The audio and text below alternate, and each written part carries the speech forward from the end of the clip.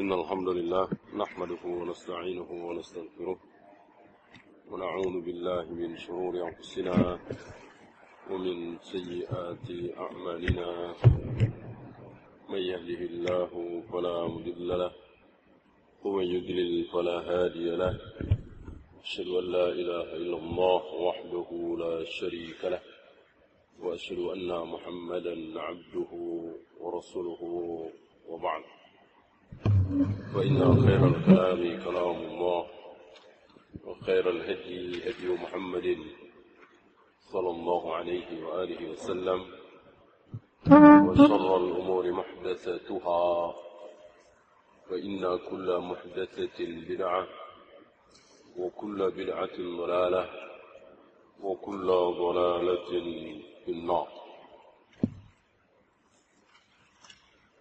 أيها الإخوة, sudah pada nikah belum? Belum? Ya. Kalau belum, insyaallah kita akan berbicara tentang nikah. Dengan sekuat tenaga, saya di sini akan memberikan semangat kepada antum untuk menikah. Ya. Mungkin termasuk kepada saya untuk menikah lagi. Ya. Nah, menikah sunnah. Menikah sunnah. Menikah sekali, satu sunnah Nabi.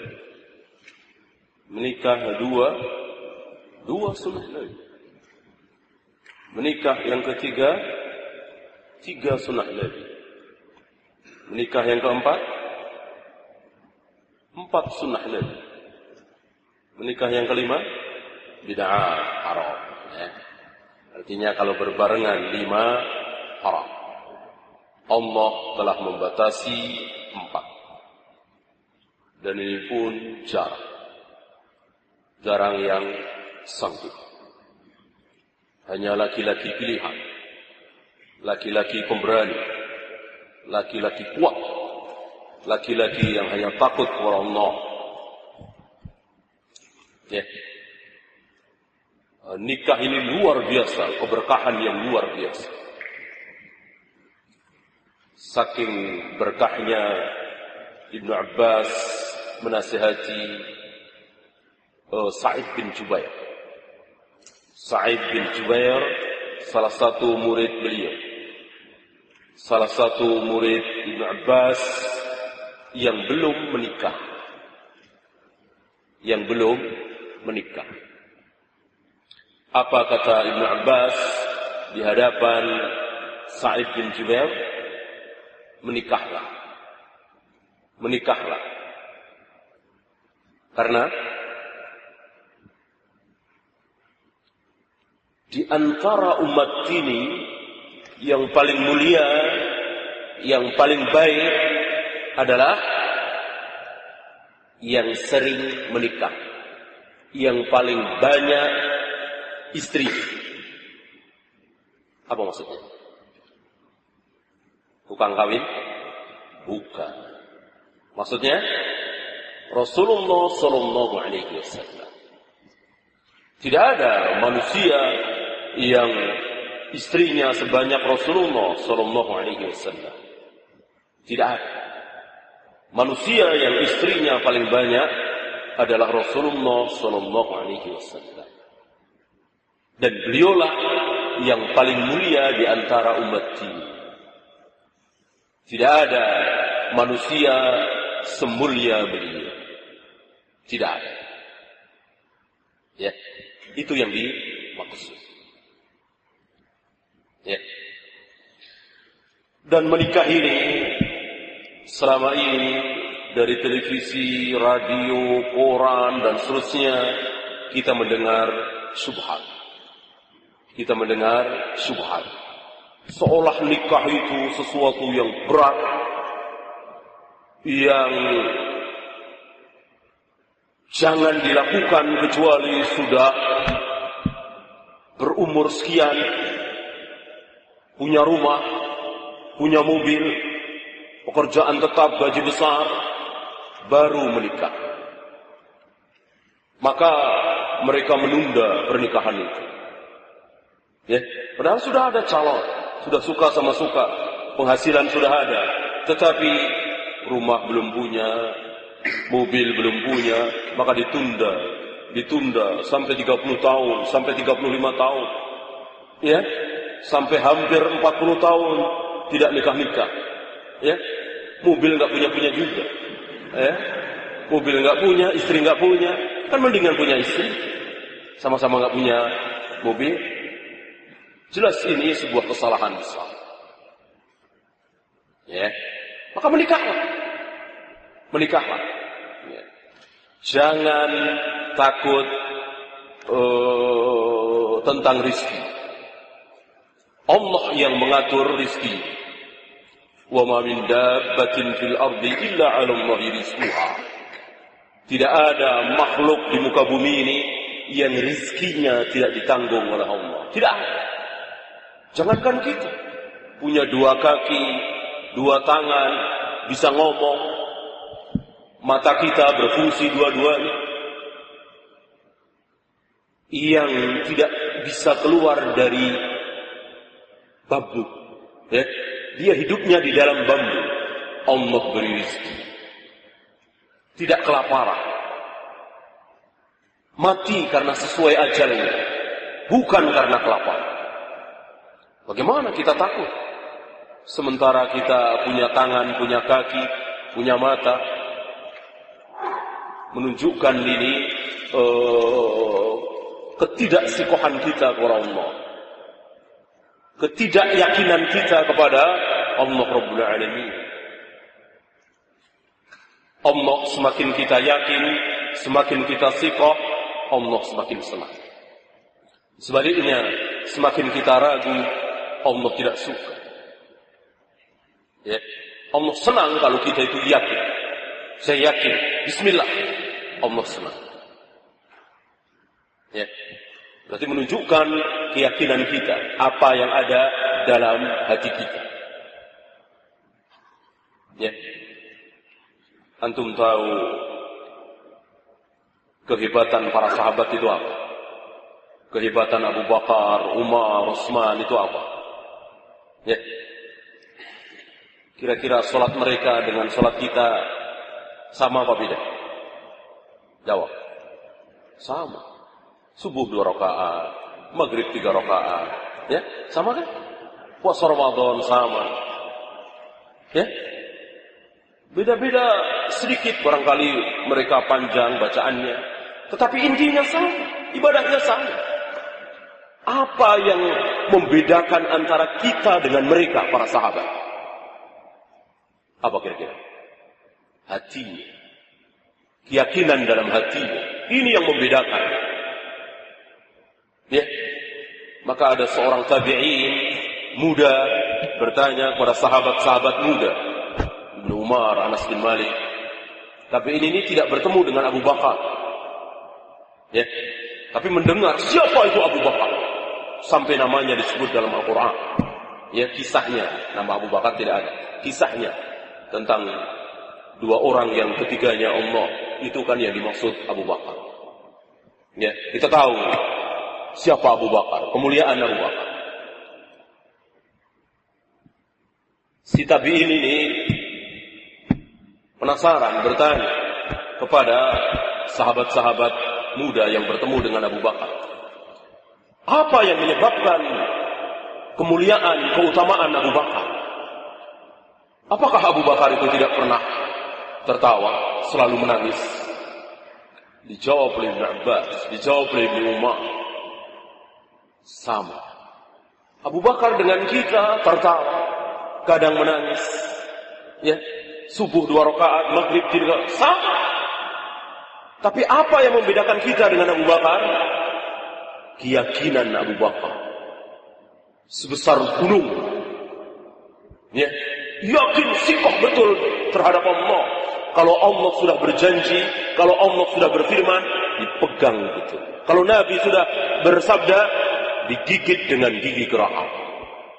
Inilah Abu Bakar, dan umumnya para sahabat seperti itu. Ini yang membedakan. Antum tahu, yang baca hadis, yang taklim, tentu antum tahu. Siapa 70.000 kaum muslimin? Siapa 70.000 kaum muslimin yang akan masuk surga tanpa dihisab, tanpa diazab? Yadkhuluna al-jannata bighairi hisabin wala azab. Masuk surga tanpa dihisab, tanpa diazab. Siapa mereka? Yang salatnya tidak pernah putus berjamaah di masjid? Tidak.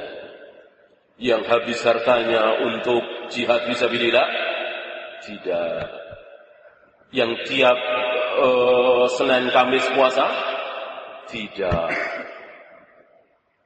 Ya, bahkan yang mati syahid? Tidak. Siapa mereka? Ya? Masa nggak tahu?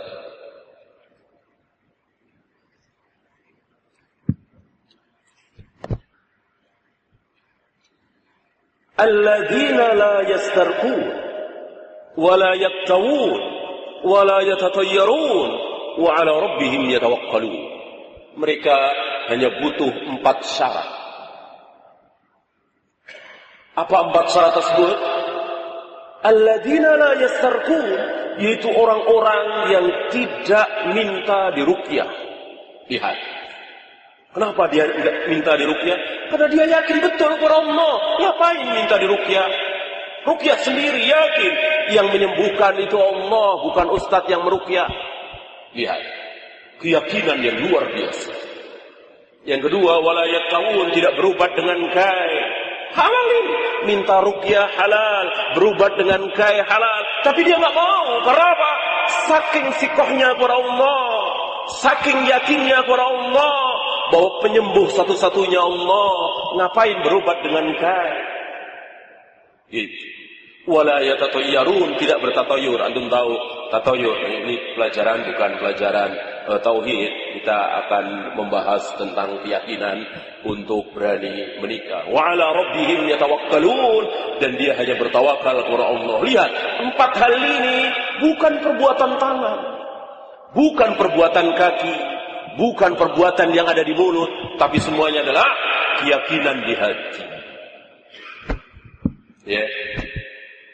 Maka keyakinan amal hati jauh lebih besar daripada amal jawarih, amal anggota badan.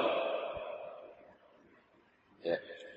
Tidak ada perbuatan yang bisa mengeluarkan orang dari Islam. Tidak ada. Ya. Tidak sholat, tidak puasa, berzina, minum khamar, berjudi, membunuh, tidak menyebabkan kafir. Itu dosa yang sangat besar, tapi belum menyebabkan seseorang keluar dari Islam. Apa yang menyebabkan seseorang keluar dari Islam? Keburukan hati. Keburukan hati, dosa hati. Ya, keyakinan. Saya meyakini bahwa siksa kubur tidak ada, kafir. Meyakini bahwa surga neraka tidak kekal, kafir. Meyakini Dajjal enggak ada, kafir. Meyakini Allah tidak bersemayam di arsy, kafir.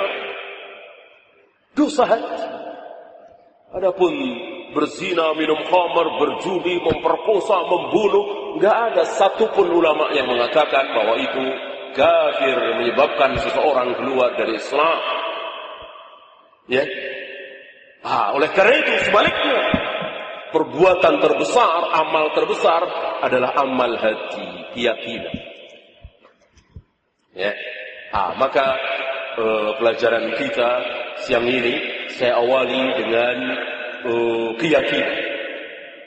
Saya ajak antum untuk yakin sikoh kepada Allah, bahwa Allah yang memberikan rezeki. Ya. Kita berdagang, kita bertani, kita jadi karyawan, itu asbab saja. Rizki sudah ditulis oleh Allah. Kapan? 50.000 tahun sebelum Allah menciptakan langit dan bumi. 50.000 tahun sebelum Allah menciptakan langit dan bumi, Allah sudah tulis rizki kita. Dan tulisan itu diulang lagi ketika kita 4 bulan di perut ibu kita. Diulang lagi tulisannya. Ya. Bagaimana kita takut? Bagaimana kita tidak berani? Lalu kita membujang maksiat. Waliyadzubillah. Saya kira sulit sekali kita terhindar dari maksiatnya kalau tidak menikah. Syahwat di mana-mana. 2 fitnah hari ini. Fitnah subhat dan fitnah syahwat di mana-mana. Ya, di jalanan, di kampus, ya, bahkan di masjid kadang-kadang. Kita melihat pakaian yang membuka aurat. Karena jauhnya kaum muslimin, kaum muslimah dari sunnah Nabi sallallahu alaihi wasallam. Ya. Nah, dalam rangka itulah insyaallah saya akan bacakan beberapa riwayat hadis. Saya pilihkan seluruh hadis yang diriwayatkan oleh Al-Imam Al-Bukhari untuk menggemarkan kita kepada nikah. Celaan Rasulullah terhadap orang yang tidak mau menikah, menunda menikah tanpa alasan yang syar'i. Ya. Saya bacakan hadisnya.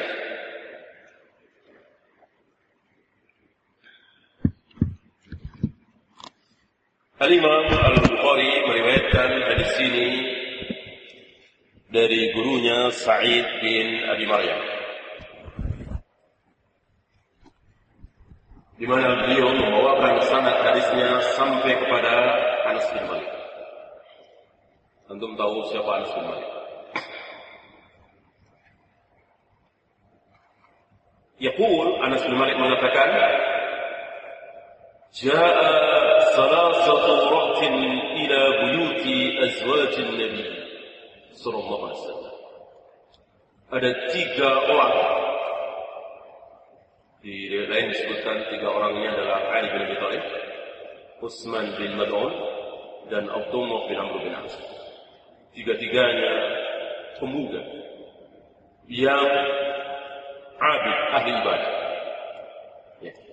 Karena kita lihat kebanyakan pengikut para nabi dan rasul adalah orang-orang tua apa pemuda? Pemuda. Ya. Lihat yang mengikuti Nabi Musa, Yusuf bin Nuh, anak muda. Ya. Yang mengikuti Nabi Nuh, yang mengikuti Nabi Isa, anak-anak muda. Yang 12 orang anak, termasuk yang mengikuti Nabi Muhammad SAW, kebanyakan anak-anak muda. Ya, sebaliknya Abu Jahal, Abu Lahab, Walid bin Mughirah, orang-orang tua. Ya. Datanglah 3 anak muda mendatangi istri-istri Nabi. Dari sini kita tahu bahwa istri-istri Nabi berbicara dengan laki-laki. Ini halal. Kita tidak boleh mengharamkan yang halal. Menghalalkan yang haram berdosa. Mengharamkan yang halal apa? Lebih berdosa. Kenapa? Menghalalkan yang haram itu karena syahwat. Karena syahwat. Ya.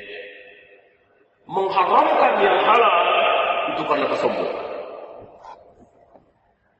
Ya. Maka dari sini antum tahu, berzina, minum khamar, berjudi dengan tidak sholat, besar mana dosanya? Besar mana dosanya? Tidak sholat. Tidak sholat. Ya. Karena tidak sholat sebuah kesombongan. Berzina, minum khamar, berjudi, ini dosa yang sangat besar. Tapi tidak ada kesombongan. Yang ada rendah. Ya. Coba para pezina, para penjudi, umpet-umpet mereka. Rendah di hadapan Allah, rendah di hadapan masyarakat. Ya. Tidak melaksanakan perintah, dosanya jauh lebih besar daripada melanggar larangan. Datanglah 3 anak muda ini ke rumah istri Nabi. Yas'aluna an ibadatin Nabi sallallahu alaihi wasallam. Mereka bertanya seperti apa ibadahnya Nabi. Tentu bisa mengambil pelajaran besar dari sini. Ya, mungkin timbul pertanyaan di benak Anda. Emang nggak lihat di masjid? Ya, emang nggak melihat Nabi sholat di masjid? Kenapa untuk melihat Nabi ibadah mesti nanya ke istri-istri? Emang nggak kelihatan Nabi sholat di masjid? Jawabnya, ibadah nawafil, ibadah mustahabbah, ibadah yang tidak wajib. Kalau sholat wajib, ya mesti. Dari satu kalimat ini, tahulah kita bahwa Nabi Muhammad sallallahu alaihi wasallam beribadah yang sunat, sholat yang tidak wajib di mana? Di mana? Di masjid, di rumah. Di rumah. Di masjid nggak kelihatan. Obliyah, ba'diyah, duha, apalagi sholat malam tidak pernah. Kecuali tarawih. Kecuali sholat tarawih di bulan Ramadan.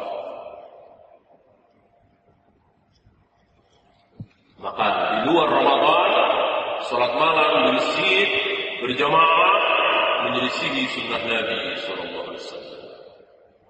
Ya.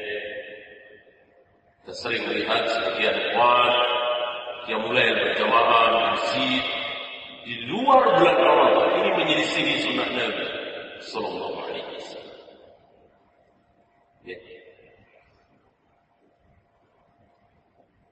Falamma ukhbiru ka'annahum taqalluha. Setelah dijawab, sebagian dari mengatakan Aisyah yang banyak menjawab. Nabi sholat begini, habis itu tidur. Nabi baca Al-Quran, habis itu istirahat. Nabi ketemu dengan istrinya. Ka'annahum taqalluha. Mereka bertiga menganggap ibadah Nabi sedikit. Sedikit. Dan memang sedikit. Ya, Nabi tidak sepanjang malam sholat malam. Nabi tidak setiap hari berpuasa. Nabi tidak menghabiskan waktunya untuk baca Al-Quran semua, tidak. Beliau bercengkrama dengan anak-anak, dengan istri-istri beliau. Beliau istirahat, sholat, tidur juga. Maka 3 orang ini menganggap ibadah Nabi sedikit. Taqalluha. Dikecilkan, disedikitkan, menganggap sedikit. Maka mereka mengatakan, wa aina nahnu minan nabi sallallahu alaihi wasallam. Wajar beliau nabi, beliau rasul. Ghufira lahu ma taqaddama min dhanbihi wa ma ta'akhkhar. Dosanya yang sudah dilakukan, yang belum dilakukan sudah dijamin ampun. Ini satu-satunya manusia. Ya. Jadi Nabi belum berbuat dosa ini sudah dijamin ampun oleh Allah. Jadi kalau seandainya beliau mau nekat minum khamar, sebelum minum khamar sudah diampuni. Kalau beliau nekat mau berzina, sebelum berzina sudah diampuni. Alhamdulillah cuma beliau. Coba kalau kita begitu, ya, habis dicobain diampuni. Nabi Muhammad Rasulullah alaihi wasallam beliau tidak mentang-mentang diampuni, justru semakin takut, semakin bersyukur kepada Allah. Nah, maka 3 orang ini mengatakan wajar beliau cuma segitu, wajar beliau cuma dikit, karena dijamin ampun, dijamin ridha, dijamin surga. Aina nahnu, kita di mana? Kita bukan Nabi SAW, maka kita tidak boleh sedikit seperti Nabi. Ini jalan pikirannya. Jalan pikiran 3 orang ini. Nabi wajar segitu, sudah dijamin ampun. Kita kan belum. Ya, pakai apa ini? Pakai rokyu, pakai logika. Tidak pakai dalil. Jangan mencoba Nabi sallallahu alaihi wasallam. Alaikum bi sunnati wa sunnatil khulafa'ir rasyidin al-mahdiyyin. Ikutilah sunat-sunatku. Nah ini jadi. Ini 3 orang ini pakai roh. Aina nahnu ya Nabi sallallahu alaihi wasallam. Ya. Qad ghufira lahu ma taqaddama min dhanbihi wa ma ta'akhkhar.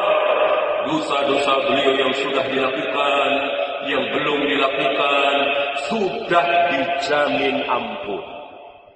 Kita tidak. Ya, maka kita jangan berleha-leha.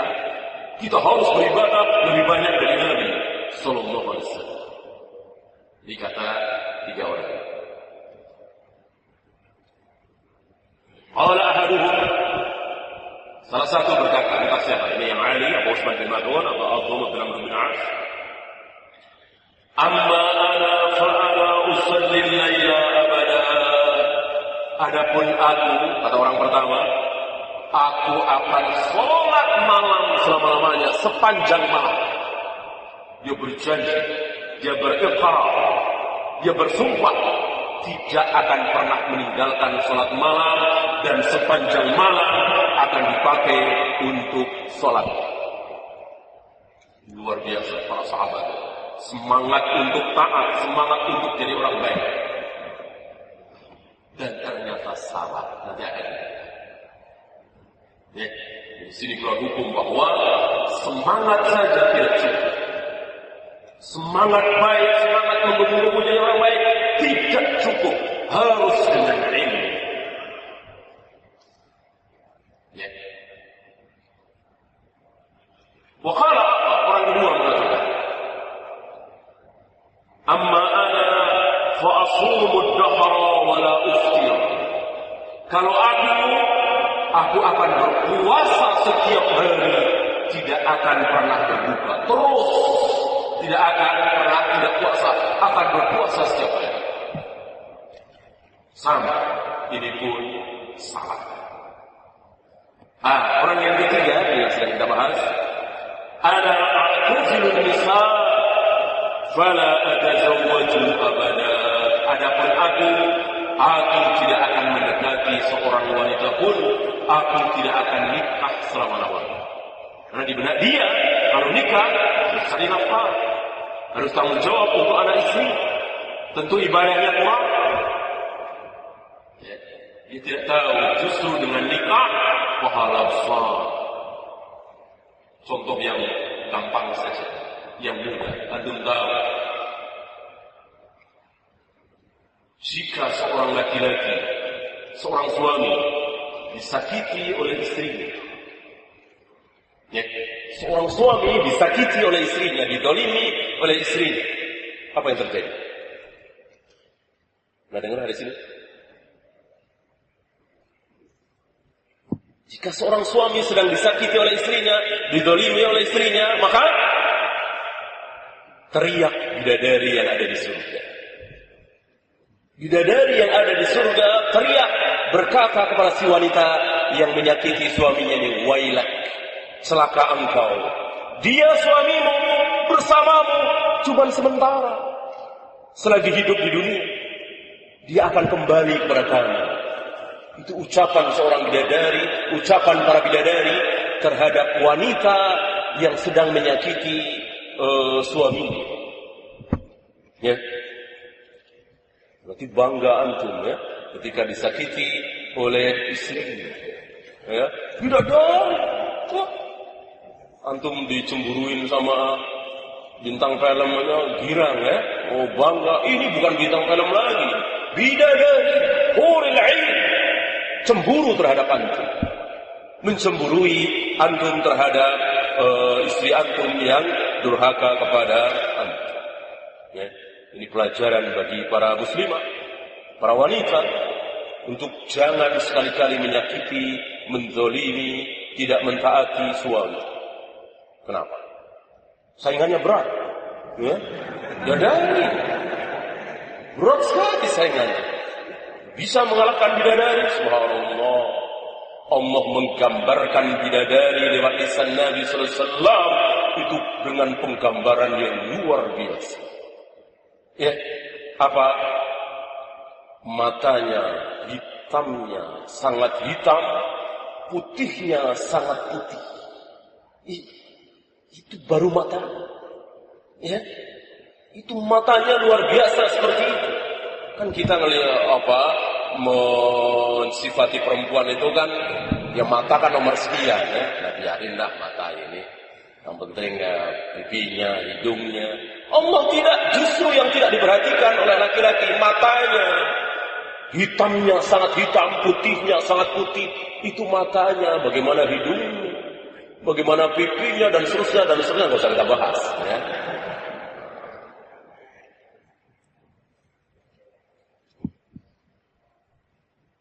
Ini berarti keliru besar.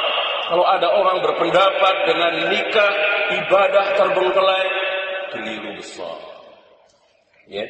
Bahkan Imam Tirmidzi membawakan riwayat sabda Nabi alaihi salatu wassalam tentang adanya dosa-dosa yang tidak bisa dimaafkan oleh salat, tidak bisa dimaafkan oleh puasa, oleh zikir, oleh wirid, tapi hanya bisa dimaafkan oleh apa? Lelah dan capek di dalam mencari nafkah untuk anak istri. Itu kan ibadah luar biasa. Dengan sholat dosanya tidak hilang, dengan puasa dosanya tidak hilang. Begitu dia lelah, capek mencari nafkah untuk anak istri, dosa-dosanya diampuni oleh Allah. Maka bodoh sekali ya, orang yang malas mencari nafkah, membiarkan anak istrinya kelaparan, tidak bisa sekolah berpendidikan dengan baik, tidak bisa menutup aurat, malah ditinggal kemana-mana dengan alasan dakwah. Ini pahala besar. Ya, mencari nafkah untuk anak istri, pahala yang luar biasa. Ya saudara-saudara kita, ada yang dorong beca, ada yang mikul makanan untuk dijual, berkeringat, hujan kehujanan, panas kepanasan. Untuk apa? Untuk mencarikan nafkah buat anak istri. Ini pahala yang luar biasa. Ya, dan itu wajib sekali. Sedangkan sholat tahajud, sholat duha, puasa Senin Kamis, itu tidak wajib. Itu pahala besar sekali, sholat malam pahala besar sekali. Tapi tidak wajib. Mencari nafkah untuk anak istri, wajib. Antum harus tahu kaidah fikih. Tidak mungkin ada ibadah wajib dikalahkan oleh ibadah yang tidak wajib. Ya. Faja'a Rasulullah sallallahu alaihi wasallam. Setelah itu datanglah Rasulullah sallallahu alaihi wasallam. Faqal, beliau bersabda, antumul ladina qultum kada wa kada. Kalian bertiga yang mengatakan begini-begini, akan sholat sepanjang malam tidak pernah berhenti, akan puasa setiap hari, tidak akan nikah selama-lamanya. Kalian bertiga yang mengatakan seperti itu. Ama wallahi inni la akhsyakum lillah wa atqakum lah. Ketahui oleh kalian, akulah manusia yang paling takut kepada Allah. Ucapan ini hak. Ucapan ini bukan kesombongan. Ini ucapan yang hak. Manusia paling takut kepada Allah adalah Nabi Muhammad SAW. Tidak ada yang seperti beliau di dalam takut kepada Allah. Ya. Wa atqakum lahu, dan aku yang paling bertakwa kepada Allah. Tidak ada manusia setakwa beliau. Manusia paling takwa kepada Allah adalah beliau Rasulullah SAW. Maka kalau antum ingin jadi orang takut kepada Allah, ingin jadi orang yang bertakwa, contoh Rasulullah SAW. Contoh Rasulullah SAW. Ya, apa yang tidak dicontohkan oleh beliau bukan takwa. Antum sholat nisfu Sya'ban, sholat raghaib, ini bukan takwa. Karena Rasulullah tidak pernah mencontohkan ini. Tidak ada riwayat sahih menyatakan adanya sholat nisfu Sya'ban dan seterusnya. Beliau adalah contoh. Ya, termasuk tadi. Apakah dengan tidak nikah, dengan sholat sepanjang malam, takwa? Tidak pernah dicontohkan oleh Nabi Sallallahu Alaihi Wasallam. Jadi ukuran kebenaran itu Nabi Muhammad Sallallahu Alaihi Wasallam. Banyak dari kita keliru. Kelirunya gimana? Jadi sebagian dari saudara-saudara kita sudah menemukan kebenaran. Kebenaran itu apa? Jujur, amanah, pemberani. Ya. Lalu Nabi Muhammad itulah yang paling jujur, itulah yang paling amanah. Jadi Nabi itu hanya sebagai contoh kebenaran. Ya. Jadi kebenaran sudah ketemu, lalu Nabilah yang nomor satu. Ini kurang tepat. Yang tepat, kita di hadapan Nabi, kita belum tahu apa-apa. Kebenaran itu apa, kesalahan itu apa, yang baik itu apa, yang buruk itu apa, kita nggak tahu. Kita jadi tahu setelah melihat Nabi. Itu. Paham maksud saya? Jadi apapun yang dilakukan oleh Nabi, baik. Apapun yang dicontohkan oleh Nabi, bagus. Apapun yang tidak dilakukan oleh Nabi, buruk. Ya. Walaupun tidak sesuai dengan nurani kita, tidak sesuai dengan akal logika kita. Ada orang muji-muji kita, dipuji kita, ya, pesan menjilat. Kita ambil pasir, kita taburkan ke mukanya. Baik apa buruk? Wajib kita katakan baik, karena diperintah Nabi sallallahu alaihi wasallam. Wa idza ra'aitumul maddahin fahthu fi wujuhihimut turab. Jika engkau melihat maddahin orang yang suka memuji-muji, menjilat gitu ya, memuji-muji yang tidak pada tempatnya, taulah antum menjilat itu. Ambil debu pasir, taburkan ke muka. Karena sabda Nabi itu baik. Gitu ya. Jadi jangan seperti sebagian orang, jadi kebaikan itu seolah sudah ditemukan. Lalu baru Nabi itu sebagai contoh. Oleh karena itu, kalau ada perbuatan yang sepertinya tidak pantas, ditolak. Nggak mungkin Nabi seperti ini. Nggak mungkin Nabi seperti itu. Padahal hadisnya sahih. Gitu ya. Seperti kisah beliau yang punya perasaan terhadap Zainab binti Jahsy, istri dari Zaid bin Harithah. Sebagian orang menolak itu. Nggak mungkin seperti itu. Padahal jelas di riwayat Sahih Imam Bukhari, Muslim dan lain-lain. Ya, dan itu tidak tercela beliau. Dan malah dinikahkan oleh Allah langsung dari atas arsy. Ya. Wallahi inni la ahsyakum lillah wa atqakum lahu. Demi Allah, akulah yang paling takut kepada Allah, yang paling bertakwa kepada Allah. Lakinni asumu wa uftir. Akan tetapi aku puasa sunat, tidak puasa juga. Artinya Nabi tidak puasa setiap hari. Ya, kata Aisyah, jika kalian dalam satu bulan, kecuali Ramadan ya, dalam satu bulan kecuali Ramadan, jika kalian ingin melihat Nabi berpuasa, bisa. Jika kalian ingin melihat Nabi tidak puasa, bisa juga. Artinya, dalam sebulan itu, Nabi puasa, Nabi juga tidak puasa. Kecuali Ramadan, penuh. Ini ucapan Aisyah, wanita yang sangat dekat dengan Nabi Sallallahu Alaihi Wasallam. Wa usalli wa arqud. Aku salat dan aku juga tidur. Salat juga, tidur juga. Jadi salat sepanjang malam terus keluar dari sunnah Nabi Sallallahu Alaihi Wasallam. Ya, sunnahnya apa? Salat, tidur. Bangun lagi, salat lagi, kemudian tidur. Ya, atau tidur 2/3.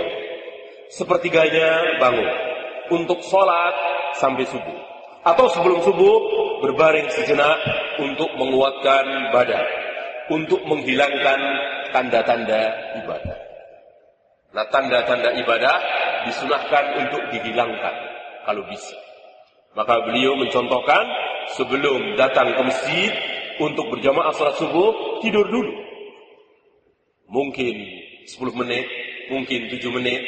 Habis itu bangun segera. Ya. Jadi dihilangkan kesan bahwa dia habis sholat tahajud berjam-jam. Karena segar. Jadi tidak ditampakkan sedang sholat subuh ngantuk-ngantuk. Ya. Pas nunggu qomat sambil ngantuk-ngantuk. Ya. Oh, tadi 3 jam sih, ngantuk-ngantuk. Nah, enggak seperti itu. Nabi mengajarkan kan bilang. Nah, kita lebih parahnya lagi, udah nggak sholat malam, masih ngantuk-ngantuk subuh, ya, lebih parah lagi.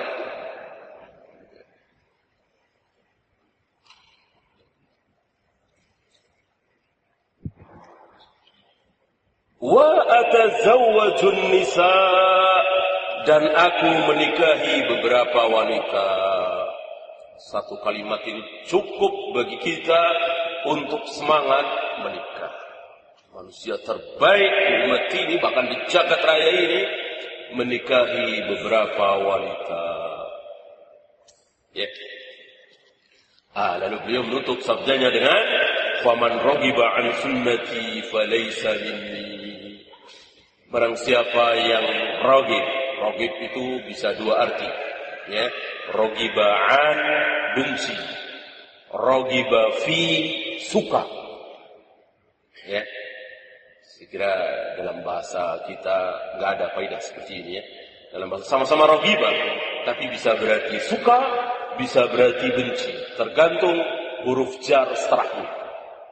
Raghiba an, benci, tidak mau mengikuti. Barang siapa yang tidak mau mengikuti sunnah-sunnahku, maka dia bukan golonganku. Dengan ancaman ini tentu kita takut untuk tidak mengetahui sunnah Nabi. Ya, karena besar kemungkinan kita nggak suka. Oh, itu bukan sunnah Nabi. Berapa banyak orang yang nggak suka dengan jenggot? Padahal jelas ini sunnah Nabi. Oh, kalau terancam kalimat Nabi ini, falaysa minni, bukan golonganku. Kan mengerikan ini. Gara-gara dia nggak tahu kalau jenggot itu sunnah Nabi sallallahu alaihi wasallam. Ya. Maka wajib kita mempelajari sunnah-sunnah Nabi sallallahu alaihi wasallam. Agar kita tidak terancam, terkena ancaman. Bukan golongan Nabi. Jadi apa? Bukan golongan Nabi sallallahu alaihi wasallam. Ya. Ini satu riwayat sahih dari Al-Imam Al-Bukhari bagaimana menggemarkan anak-anak muda untuk menikah. Ya. Dan nikah yang dilakukan oleh para sahabat ini rata-rata belasan. Ya, rata-rata belasan. Ya, 18, 19, ya ada sampai 20. Ya. Karena riwayat mengatakan bahwa yang menikah umur di atas 30, ya, itu sudah nikah yang kedua, ketiga. Saya bacakan riwayatnya, ya. Saya bacakan riwayatnya.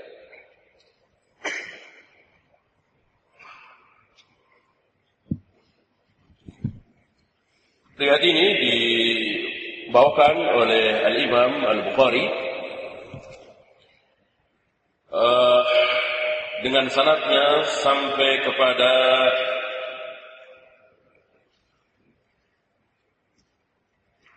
Abu Abdurrahman. Abu Abdurrahman ini kunyah dari Ibnu Mas'ud. Berbincang-bincang dengan Utsman bin Affan di Mina. Di Mina. Berarti sedang haji. Di situ ada Alqamah. Di situ ada Alqamah. Alqamah yang dimaksud adalah Alqamah bin Sa'ad bin Abi Waqqas. Ya. Dari sini jelas kedhaifan riwayat Alqamah yang akan dibakar oleh Nabi karena durhaka kepada ibu. Kisah ini dhaif. Akhirnya kan mati. Ini Nabi sudah wafat. Ini zaman pemerintahan Utsman bin Affan. Nabi sudah wafat, Abu Bakar sudah wafat, Umar sudah wafat. Yang memimpin kaum muslimin Utsman bin Affan. Alqamah masih ada. Ya. Ya Abu Abdurrahman, Utsman bin Affan mengatakan, wahai Abu Abdurrahman, yang dimaksud Ibnu Mas'ud. Inna li ilaika hajatan. Aku punya hajat kepada engkau. Aku ingin bicara denganmu. Faqala ya, lalu mereka berdua berbincang. Utsman dengan Ibnu Mas'ud. Ini disaksikan oleh Al-Qamah, anaknya Sa'd bin Abi Waqqas. Masih muda. Ibnu Mas'ud sudah berumur. Utsman ya sudah berumur.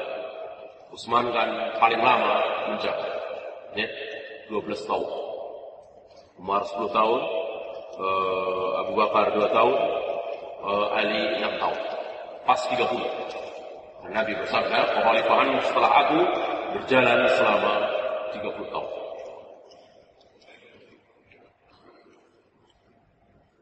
Setelah mereka berdua ketemu mendekat, Utsman mengatakan, "Hal laka ya Aba Abdurrahman fi an nuzawwijaka bikran?" Wahai Abu Abdurrahman, wahai Ibnu Mas'ud, maukah engkau aku carikan seorang bikir? Tahu bikir? Gadis muda. Gadis muda, belasan tahun, 20 tahun, 21 tahun, ya. Tudzakiruka ma kunta ta'had. Untuk mengembalikan engkau kepada masa-masa yang telah lewat. Ya, ini ucapan Utsman. Ini orang yang sudah berumur 45 tahun, 50 tahun akan menjadi muda lagi kalau nikah lagi, terutama dengan bikar. Ini ucapan Utsman, ucapan yang penuh dengan ilmu. Jangan dengarkan orang-orang kufar, orang-orang barat, orang-orang kafir, jangan dengarkan. Lihat ucapan para sahabat, murid-murid Rasulullah sallallahu alaihi wasallam. Ya. Falamma ra'a Abdullah an laysa lahu hajatun ila hadha asyara ilayya. Tidak jelas kenapa Ibnu Mas'ud menolak. Ibnu Mas'ud menolak, mungkin karena satu dan yang tidak disebutkan, ya. Asyara ilayya, Ibnu Mas'ud menunjuk kepadaku, kepada Al-Qamah. Ya, kalau mau carikan dia saja, masih muda. Ya. Ini bukan berarti tidak boleh. Ya karena sesuatu kan nikah lagi tidak wajib. Silakan untuk kebaikan, enggak juga enggak apa-apa. Nah, itu yang mudah.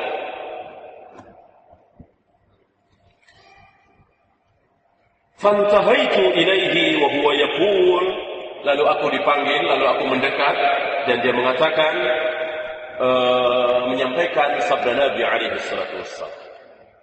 Sabda Nabi ini masyhur, ma'ruf, terkenal. Saya yakin antum pernah dengar, bahkan mungkin hafal. Apa? Ya ma'syaras syabab, wahai para pemuda. Syabab, pemuda. Pemuda diawali dari balik. Berapa tahun laki-laki balik? Ya, 15 atau 14. Ya. Sudah keluar air mani. Ya, sudah keluar air mani. Karena laki-laki pasti akan keluar air mani. Ya, ketika tidak nikah pasti akan keluar. Karena nggak usah dikeluarin, akan keluar sendiri. Ya, akan keluar sendiri. Dan ini fitrah laki-laki. Semakin dia kuat, semakin sering mengeluarkan air mani. Dan itu sudah balik. Ya, walaupun mungkin 13 tahun, walaupun belum 14 tahun, sama dengan wanita. Walaupun mungkin belum 9 tahun, tapi sudah haid, sudah balik. Sudah harus menutup aurat. Ya, di depan laki-laki yang bukan mahram. Ya ma'syaras syabab, wahai para pemuda, para syabab. Man istata'a minkumul ba'a. Siapa di antara kalian yang mampu ba'at? Apa ba'at yang dimaksud? Nafkah. Ba'at yang dimaksud memberikan nafkah. Dan nafkah ini kan tidak harus banyak, tidak harus punya rumah, tidak harus punya mobil.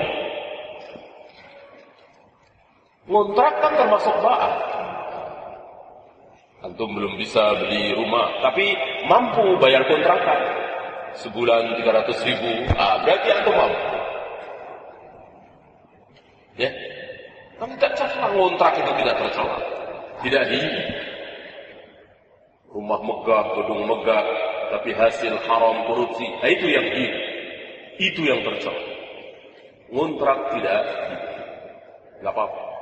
Jadi kontraktor, ya, nggak masalah, nggak masalah, ya.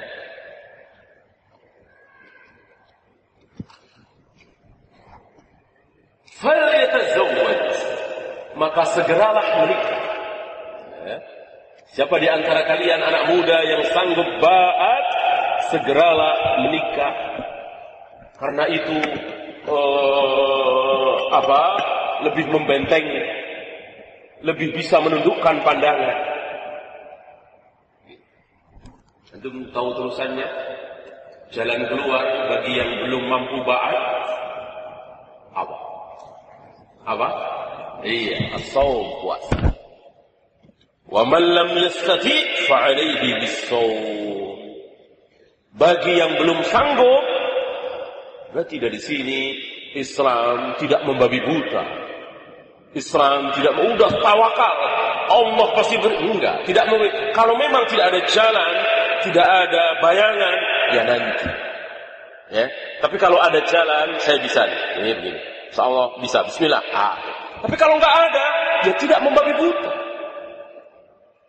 Ya, Islam itu agama yang penuh dengan keyakinan, optimis, roja, tetapi tidak membabi buta, tidak menghilangkan asbab. Tetap ada asbab, ada usaha. Tidak seperti tarekat-tarekat sufiyah yang mereka mengatakan semakin menyepelekan asbab, semakin bertakwa. Maka bagi mereka belum dianggap bertakwa kalau belum berani mengarungi padang pasir tanpa bekal. Ini konyol luar biasa. Ya, kalau berani mengarungi padang pasir, nggak usah bawa makanan, nggak usah bawa minuman, pasrah kepada Allah, baru itu takwa hebat. Ini menyalahi sabda Nabi. Tazawwadu. Berbekalah. Walaupun sebaik-baik bekal adalah fa inna khairaz zadi at-taqwa. Sebaik-baik bekal takwa, betul. Tetapi uang bukan berarti itu bukan bekal. Uang, makanan, minuman itu bekal yang harus dipersiapkan. Tapi yang terbaik takwa. Bekal terbaik takwa. Ya. Fa innahu lahu wisha, karena dengan puasa itu akan terbentengi dia. Saudara Rasulullah, terbukti kebenaran sabda Rasulullah alaihi salatu wassalam, antum bisa buktikan sendiri. Ketika syahwat luar biasa, dorongan syahwat luar biasa akan teredam dengan as-shaum, dengan puasa. Ya, dari sini berarti Islam memberikan jalan. Sanggup, bismillah. Enggak sanggup, ada cara. Okay.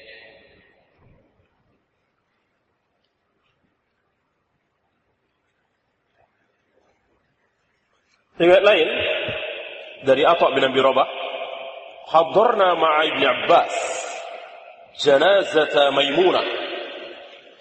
Kami bersama Ibn Abbas menghadiri pemakaman Maimunah. Antum tahu Maimunah siapa? Antum tahu siapa Maimunah? Bibinya Ibn Abbas sekaligus istri Nabi sallallahu alaihi wasallam. Di mana Ibn Abbas pernah tidur bertiga. Rasulullah dan Maimunah di bantal panjangnya, aku, kata Ibn Abbas, di bantal lebarnya. Lalu Nabi salat malam, aku mengikuti di sebelah kirinya. Lalu aku ditarik oleh Nabi ke sebelah kanannya.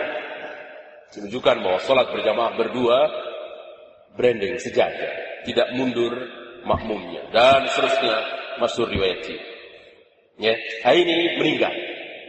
Ibnu Abbas masih hidup, Maimunah wafat. Rasulullah sudah wafat jauh sebelum itu. Faqala Ibnu Abbas, lalu berkatalah Ibnu Abbas di hadapan kaum muslimin yang hadir di situ. Hadhihi zawjatun Nabi sallallahu alaihi wasallam. Ini adalah salah satu istri Nabi sallallahu alaihi wasallam. Fa idza rafa'tum ma'syaha fala tuza'zi'uha. Jika nanti kalian mengangkat jenazah ini, jangan diguncang-guncangkan. Pelan, lembut. Nah, dari sini keluar hukum bersegera menguburkan jenazah itu bukan berarti membawa jenazah itu dengan berlari, berguncang-guncang mayatnya. Ini nasihat Ibnu Abbas. Tentu Ibnu Abbas lebih tahu sunnah Nabi daripada kita.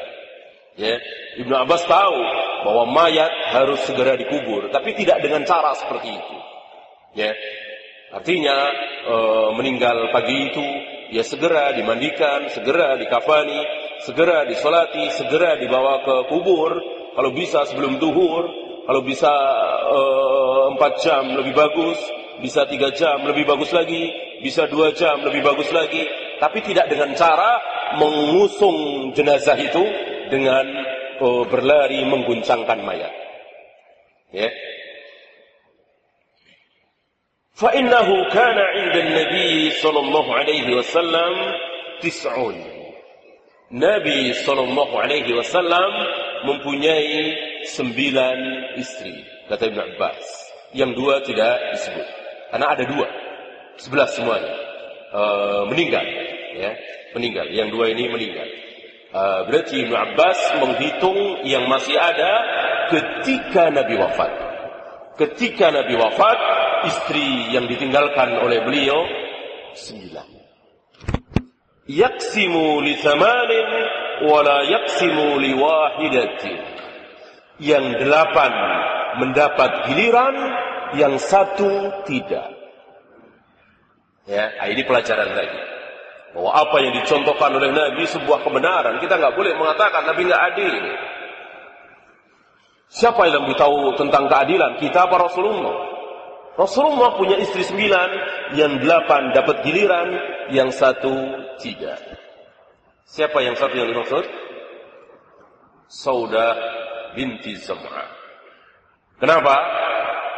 Sudah sangat tua. Sudah tua. Nah, dari sini keluar hukum bahwa ucapan yang mengatakan bahwa istri Nabi itu tua-tua, nenek-nenek semua, keliru besar. Keliru besar. Aisyah muda, Sofiyah binti Huyai, ya, Maimunah cantik. Maka sangat tidak benar, dan itu sebuah penghinaan mengatakan bahwa istri-istri Nabi ini tua-tua, nenek-nenek, udah pada keriput. Nabi itu laki-laki, lebih laki-laki dari kita semua. Tentu antum tahu bagaimana ada seorang wanita datang pada Nabi sallallahu alaihi wasallam, lalu dia mengatakan, "Ya Rasulullah, inni ahibu nafsi ilaik." Wahai Rasulullah, aku serahkan diriku kepadamu. Maksudnya ingin dinikah. Nabi melihat dari atas ke bawah. Melihat dari atas ke bawah 3 kali. Para sahabat yang ada di situ paham Nabi nggak suka. Nabi nggak suka. Ya, nggak ada mailul qulub, nggak ada kecenderungan hati. Kalau bahasa kasaran itu apa? Nggak nafsu. Ya, kalau bahasa kasar kita ya, nah, nggak nafsu. Ya kan tanpa nafsu mana mungkin pernikahan itu bisa langgeng, bisa bahagia tanpa nafsu. Kita cinta kepada ayah kita, ibu kita, anak tanpa nafsu. Cinta kepada istri tanpa nafsu, miskin, harus dengan nafsu. Ya. Lalu ada seorang sahabat yang mengatakan, kalau engkau nggak mau ya Rasul, nikahkan saja dia denganku, dan seterusnya. Panjang riwayat ini. Intinya bahwa Nabi nikah itu lihat-lihat. Tidak asal perempuan, yang penting nolong. Kan sering kita dengar seperti itu. Nabi nikah itu nolong doang. Maka janda-janda tua, ya, lihat ini, ya, yang tua itu Saudah, lainnya masih muda. Nah, maka Saudah tahu diri, karena sudah tidak bisa melayani Nabi sallallahu alaihi wasallam, maka Saudah merelakan gilirannya diberikan kepada Aisyah. Jadi Aisyah 2 giliran. Ya, ini beberapa saat sebelum beliau wafat. Ya. Dan sekali lagi ini sebuah keadilan. Karena beliau adalah contoh keadilan. Maka antum tahu apa yang diucapkan oleh beliau ketika dikatakan tidak adil. Ya. Faman ya'dil idza lam ya'dilillahu wa rasuluh. Kalau Allah dan Rasulnya dibilang tidak adil, siapa lagi yang bisa berbuat adil? Nggak mungkin. Maka ini sebuah keadilan. Dari sini keluar hukum bahwa jika antara suami istri ada sesuatu, bahas, ya, cari jalan keluar. Ini istrinya kecelakaan, ya, lumpuh misalnya, sudah tidak bisa melayani suaminya. Suami masih muda, uang ada, umur baru 45 tahun misalnya. Ini dibahas, jangan diam saja. Ya, dibahas gimana ini. Karena kalau dia jatuh kepada perzinahan, ini kan dosa yang sangat besar. Jangan sampai suami jatuh ke dalam perzinahan, maka dibahas. Ya. Nikah lagi, ya, bukan aib. Menikah lagi itu bukan aib. Bahkan itu sunnah Nabi Sallallahu Alaihi Wasallam.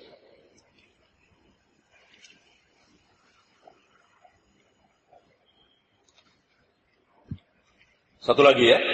Habis ini kita bersoal jawab. Antum siapkan pertanyaan.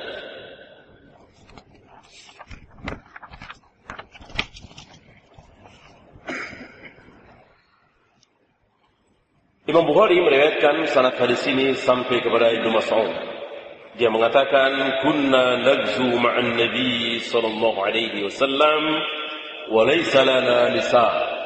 Waktu itu kami berperang bersama Nabi sallallahu alaihi wasallam dan tidak ada wanita, tidak membawa istri. Ya, kami tidak ada yang membawa istri, tidak ada wanita di sini. Fakulna, lalu kami mengatakan, ya Rasulullah, ala nastahfi. Wahai Rasulullah, bolehkah kami mengkebiri diri kami? Lihat, para sahabat saking takutnya ke dalam dosa, takut jatuh ke dalam zina, maka ingin mengkebiri diri. Orang sudah dikebiri, gak mungkin zina kan? Gitu. Ini sahabat luar biasa, terhadap dosa itu takut luar biasa. Dan mereka bukan manusia yang merasa aman dari dosa. Kan sahabat, tapi masih takut jangan-jangan kami berzina.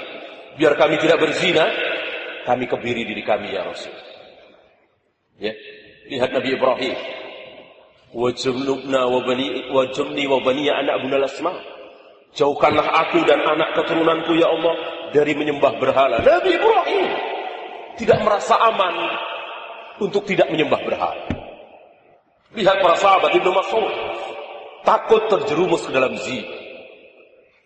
Ya, bagaimana kita nggak takut? Saya paling makan malam berdua doang. Saya mau ngobrol doang. Enggak, itu mah saya mah enggak. Ini kita menggampangkan. Akhirnya terjadilah apa yang terjadi. Ya, diawali menyepelekan perkara. Ya, maka jangan sekali-kali menyepelekan dosa.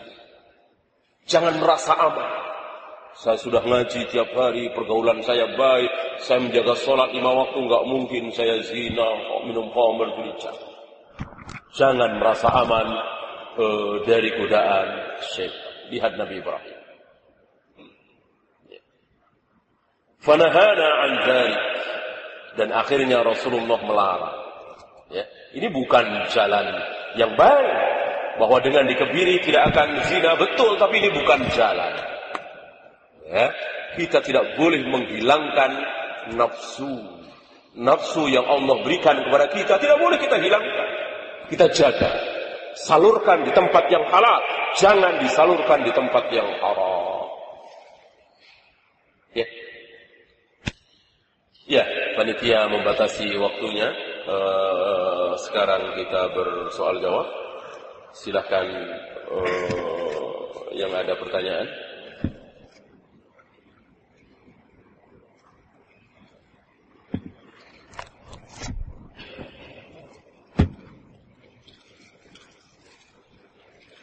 Mana yang harus diprioritaskan antara menuntaskan keinginan orang tua untuk mencari nafkah atau menikah? Sedangkan calon sudah ada, dan apa standar siap untuk menikah itu? Standar kan kita bisa bikin. Ya, antum bisa bikin sendiri. Ya, standar saya punya mobil, punya rumah. Ya, yang nggak kawin-kawin seperti tadi kita bahas. Ya, standar saya, istri saya kalau hujan kehujanan, panas nggak kepanasan, ya, punya kontrakan tadi, ya selesai.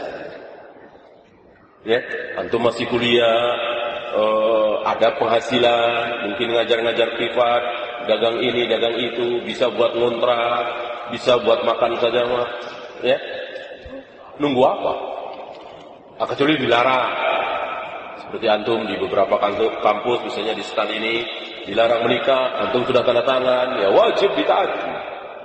Kan kita harus mengikuti apa yang sudah kita janjikan. Wajib. Ya, tidak boleh kita berkhianat. Berkhianat dosa. Nggak boleh diam-diam. Ya, kecuali tidak dilarang. Kecuali orang tua marah besar, ibu kita marah besar kalau nikah dulu, sementara kita yakin tidak akan terjerumus dalam zina. Ibu taat, mentaati ibu, barokah, insyaallah.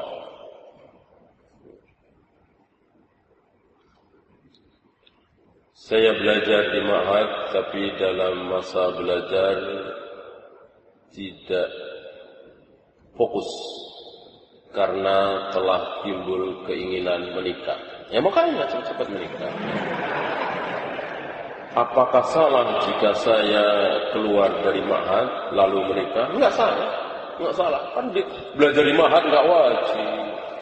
Belajar di ma'had itu enggak wajib. Itu kebaikan besar, tetapi bukan satu-satunya cara untuk memahami agama ini. Apalagi hari ini kajian-kajian sunnah di mana-mana. Tidak harus di manhaj. Yang penting faham, yang penting tahu cara sholat yang benar sesuai sunnah Nabi, cara wudu sesuai sunnah Nabi, akidah sahihah, tauhid, rububiyah, uluhiyah, asma wa sifat. Itu yang penting. Lihat para sahabat. Apakah 100.000 sahabat itu ahli ilmu semuanya? Kan tidak. Yang wajib iya. Ya. Kan yang mengetahui tentang faraid berdalam-dalam Zaid bin Sabit, tentang fikih Mu'ad bin Jabal. Ya, tidak semua sahabat. Ya. Yang wajib adalah mengetahui yang wajib.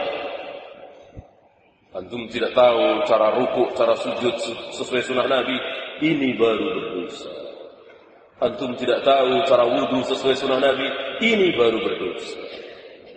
Tapi kalau antum tidak tahu kaidah ilmu tafsir, kaidah ilmu hadis, ini tidak berdosa.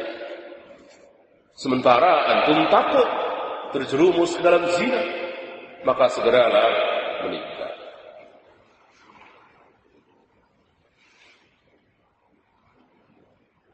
Apa dampak negatif orang yang menunda-nunda pernikahan? Saya kira kita sudah melihat ya. Maksiat, ya seperti antum keluhkan tadi, tidak fokus, ya. Dengan antum menikah, tersalurkan syahwat, belajar, semakin nikmat insyaallah. Ya, semakin lihat para imam, Apakah dengan mereka menikah lalu selesai semuanya? Tidak. Tidak. Justru itu awal semangat baru. Semangat mencari nafkah, semangat mencari ilmu, semangat mendidik anak istri sesuai dengan sunnah Nabi sallallahu alaihi wasallam. Jangan dengarkan orang yang mengatakan dengan nikah nanti sudah selesai semua. Ya, studi selesai, belajar selesai. Ini keliru.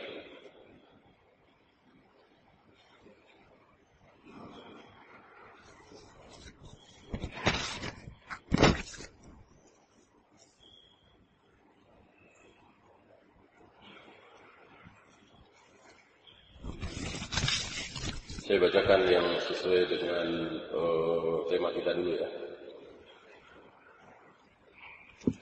Bagaimana cara menikahi wanita yang syar'i? Bagaimana dengan orang yang menunda menikah untuk menuntut ilmu? Yang syar'i pertama nadhar. Kedua khitbah. Ketiga akad. Ta'aruf tidak ada. Sering kita dengar ta'aruf, enggak ada sunahnya. Ya. Yang ada nazar. Yang ada nazar. Nazar itu apa? Melihat. Jangan kita percaya saja tanpa melihat. Udah terserah. Ustaz aja dah pilihan mana. Saya terima aja. Begitu malam pertama ngelihat lah, kok begitu? Ya, nyesel. Salah sendiri terserah Ustaz. Ya jangan lihat. Kalau nggak seret jangan paksakan. Jangan paksa. Dan kalau ada yang nawarin akhwat, ya, yang pertama kali kan wanita dinikahi kata Nabi ada berapa alasan? 4 ya. Karena agamanya, karena keturunannya, karena hartanya, karena fisiknya, yang terakhir agamanya, ya. Nah, yang pertama kali harus antum tanyakan ketika ditawari seorang wanita akhwat, apanya? Agamanya dulu, apa cantiknya dulu? Nasihat Imam Ahmad. Ya. Cantiknya dulu. Jangan bahas agamanya dulu. Ya. Ada akhwat. Antum tanyakan. Mancung enggak? Bening enggak? Ya, itu yang pertama kali. Gitu.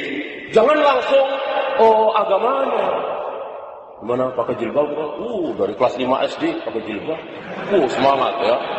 Gimana abang? 23 juz hafal. Semangat. Ya. Jauh dari pergaulan bebas. Asik. Begitu ketemu, antum nggak serak, antum tinggalkan wanita solihah berjilbab dari kelas 5 SD menjaga pergaulan bebas hafal 23 juz, ya, gara-gara antum salah nanya, maka nanya, cantik nggak, bagus nggak, ya mancung, putih, tinggi, boleh nggak, nggak jilbab. Rok mini mulu, tinggalkan, ya, itu. Jadi tanyakan teknis pertamanya itu cantiknya dulu, biar nggak ada kesan nanti meninggalkan agama yang baik. Ini nasihat Imam Ahmad, maka perlu ilmu. Para ulama jauh pandangannya, tidak hanya semangat doang. Ini anak baru ngaji, semangatnya saja tanpa ilmu, langsung dibahas agamanya. Jadi penyesal. Ya. Nah, setelah nazar, khitbah. Dan nazar ini tidak ada formalitasnya. Nazar ya, kita di tempat yang enggak. Nazar itu selewat gitu yang gitu. Ya. Jadi enggak ada harus formalitas. Nazar itu nazar harus jadi. Kalau enggak jadi dosa, ini keliru. Sangat keliru. Nazar itu kan nazaro yang duru nazaron melihat. Jadi wanita yang akan kita nikahi laki-laki yang akan menikahi kita, kalau dia wanita, kita harus lihat, fisiknya seperti ini. Bolehlah nanya dari mana, lulusan apa, kan boleh seperti itu. Boleh. Ya. Kalau misalnya dia mau, pengen ngelihat rambutnya, kalau mau, nggak apa-apa. Ya. Karena sabda Nabi ini umum, apapun yang membuat engkau semangat untuk menikah, lakukan. Ya. Kalau nggak mau jangan dipaksa. Ya, saya nggak mau buka jilbab. Ya jangan dipaksa. Kalau mau, boleh. Ya. Bahkan boleh melihat cara jalannya. Ya. Coba jalan saya. Kalau mau, ya. Kalau nggak mau jangan dipaksa. Ya.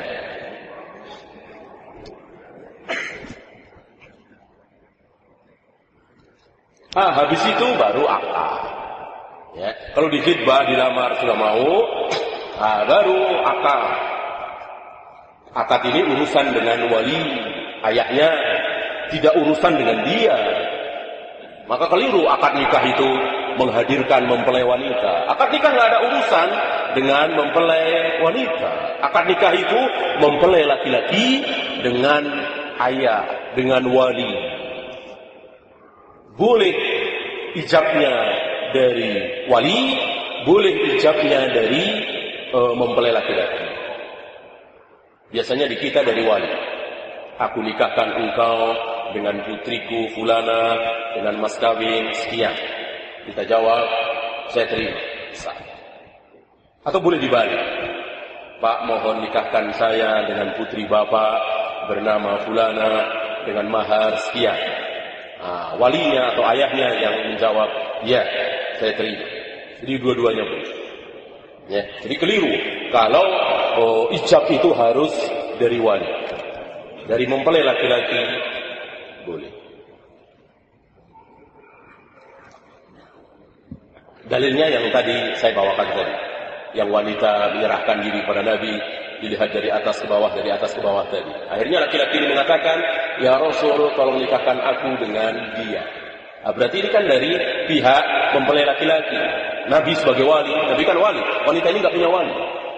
Siapa yang tidak punya wali, maka Rasul jadi wali. Ya, Rasul wafat, Abu Bakar jadi wali. Abu Bakar wafat, Umar pemimpin, hakim.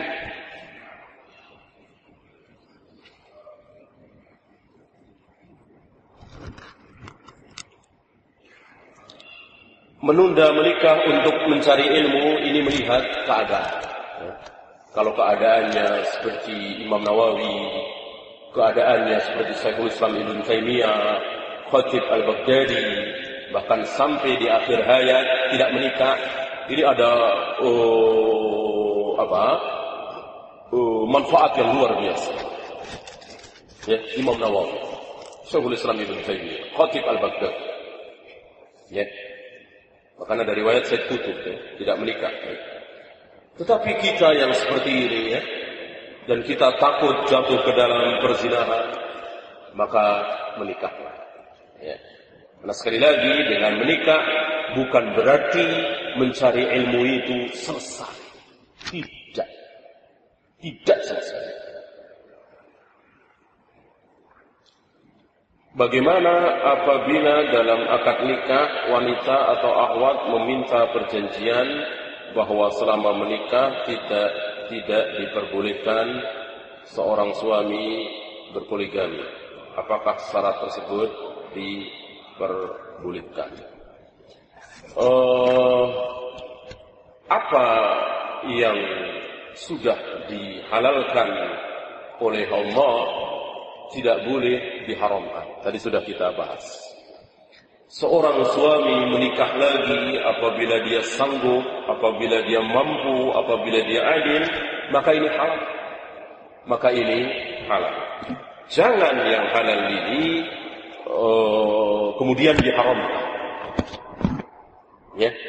Salah satu yang haram adalah menghalangi hak seseorang. Ini hak seseorang, hak suami. Gitu ya. Kecuali suaminya tidak mampu dan dia yakin kontrakan 3 bulan belum dibayar, ini mau nikah lagi, ya jelas. Tidak boleh. Ya.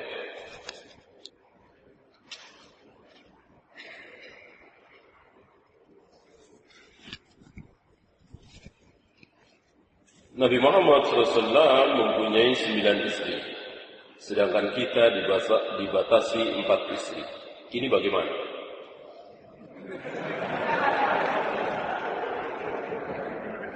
Sebaiknya ditanyakan langsung kepada yang bikin peraturan, ya. Kan yang bikin aturan Allah, ya. Allah yang bikin aturan seperti ini. Kan kalau pertanyaan seperti ini kan jadi panjang sekali, ya. Kenapa Rasulullah jasadnya utuh, tidak hancur? Kenapa kita hancur? Enggak bisa jawab. Kenapa Rasulullah tidak boleh makan harta zakat, walaupun miskin sekali? Kita boleh, enggak bisa jawab.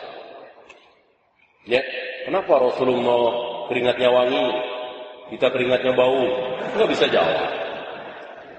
Ya, nanti kan kalau pertanyaan seperti ini, kenapa subuh 2 rakaat? Ya, kenapa maghrib 3 rakaat? Kenapa babi haram? Enggak bisa. Allah tidak bisa ditanya. Allah tidak boleh ditanya. Allah yang akan bertanya. Kenapa engkau tidak sholat? Kenapa engkau tidak puasa? Allah tidak boleh ditanya. Kenapa musuh bebuyutan Nabi Allah berikan hidayah? Akhirnya masuk Islam. Siapa? Abu Sufyan. Gitu ya. Kenapa pembela Nabi, paman Nabi Allah sesatkan? Akhirnya mati dalam keadaan kafir, kekal di neraka selama-lamanya. Siapa? Abu Thalib. Enggak boleh ada pertanyaan seperti itu. Allah yang akan bertanya. Allah tidak boleh ditanya. Kewajiban seorang istri itu mengurus rumah dan anak-anak. Kalau seorang istri meminta bekerja, bagaimana pandangan syariat? Hukum asal boleh. Hukum asal boleh. Tetapi ada syarat. 1, pekerjaannya itu halal. Pekerjaannya halal. Ngajar SD, ngajar TK. Yang kedua, di dalam pekerjaan itu atau menuju pekerjaan itu tidak ada ikhtilaf, tidak ada campur aduk antara laki dan perempuan. Ya. Dalam perjalanannya juga seperti itu. Jangan ada ikhtilat, jangan ada khalwat. Kalau di dalam pekerjaan yang halal itu setiap hari dia berdua dengan laki-laki di satu ruangan, jelas ini halal. Walaupun pekerjaannya halal. Yang terakhir, diizinkan suami. Diizinkan suami. Jadi 4 syarat itu harus dipenuhi. Kalau tidak, menjadi haram. Ya.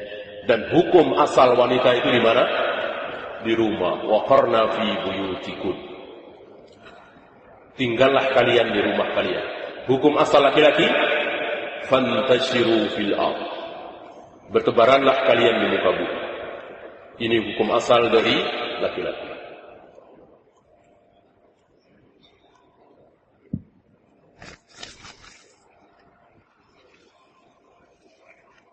Bagaimana cara ta'aruf yang sesuai syar'i? Tadi sudah dibahas, ta'aruf nggak ada. Yang ada nadhar. Nadhar. Dan nadhar sekali lagi tidak formal. Tidak harus formal. Ya, nadhar melihat gitu saja. Ta'aruf tidak ada. Bukan istilah syar'i.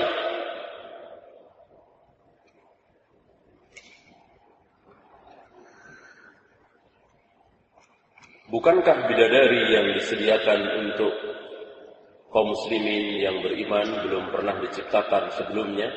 Tapi kenapa waktu suami istri sang bidadari membela suami tersebut? Ini jawabannya, sudah. Itu jawaban yang tepat bahwa sudah diciptakan. Sudah diciptakan. Ya. Belum terjamah oleh siapapun. Ini yang benar. Belum terjamah walaupun oleh malaikat. Ya. Tidak ada yang pernah menjamah bidadari. Coba bandingkan wanita cantik hari ini gadis perawan, ya, menjaga pergaulan pakai jilbab umur 19 tahun. Pernah dijamah belum? Pernah dijamah belum oleh laki-laki? Pasti pernah. Bapaknya dulu waktu kecil, ya, diciumi sama tetangganya, ya, lucu bener ini, cium, ya, umur 1 tahun, 2 tahun, bidadari nggak ada yang begitu, ya, pasti, gitu. Yang tukang becak, yang tukang bakso nyiumin, ya umur 1 tahun, ya, gitu, nggak bidadari.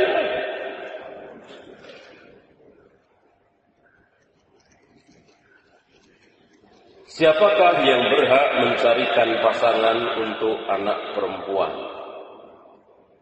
Siapa saja.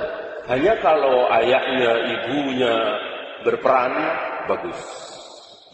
Antum masih ingat kisah Umar mencarikan suami untuk putrinya Hafsah. Lihat, berarti Umar bertanggung jawab. Prihatin Hafsah tidak punya suami, janda. Maka Umar datangi Abu Bakar. Ya, lihat temannya Abu Bakar. Lebih tua Abu Bakar daripada Umar. Ya.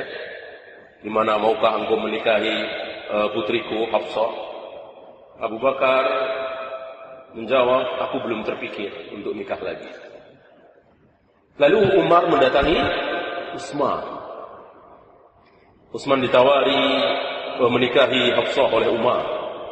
Utsman diam saja, nggak jawab.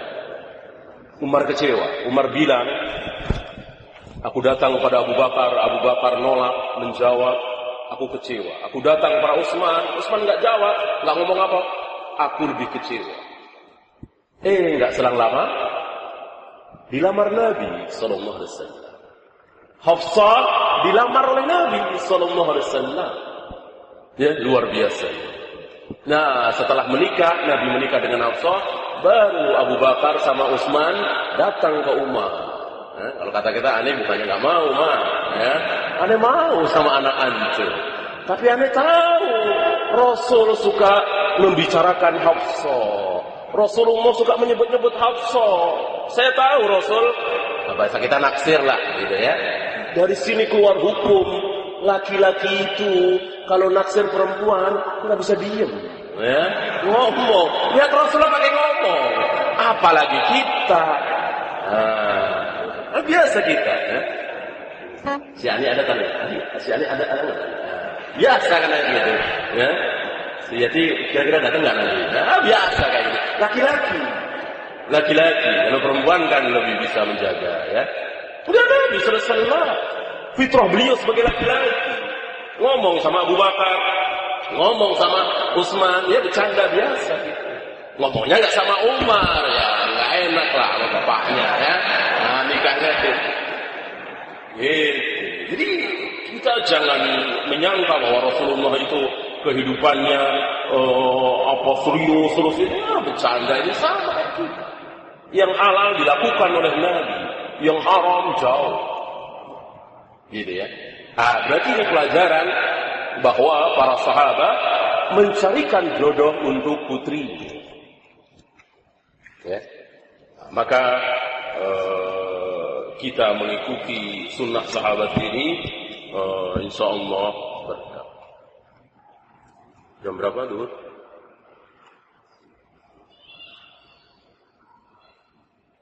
Ya, kita satu lagi.